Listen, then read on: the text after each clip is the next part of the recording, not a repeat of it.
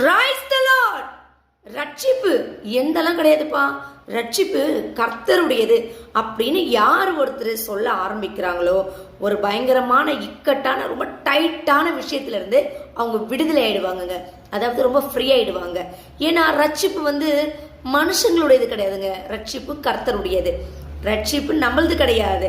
நாம விடுதலை ஆயிடணும், நம்மளுடைய பிரயாசமோ நம்மளுடைய திட்டமோ இந்த வியாதியிலிருந்து நான் விடுதலை ஆயிடுவேனா, எங்க குடும்ப சமாதானத்துக்குள்ள வந்துருவோமா, நாங்களும் வாழ்க்கையில நல்ல நாட்களை பார்க்க மாட்டோமா அப்படின்லாம் நம்ம பிரயாசப்படுறது எல்லாமே நம்மளது கிடையாதுங்க, கர்த்தருடையது. ஏன்னா ரட்சிப்பு கர்த்தருடையது. கர்த்தருடையதுன்ட்டு நீங்க சொல்லி பாருங்களேன், ஒரு மிகவும் அற்புதமான தேவகரம் உங்களை தேடி வருங்க. அவர் உங்களுக்குள்ள கிரியைகளை செய்வாரு, உங்களை உருவாக்குவாரு.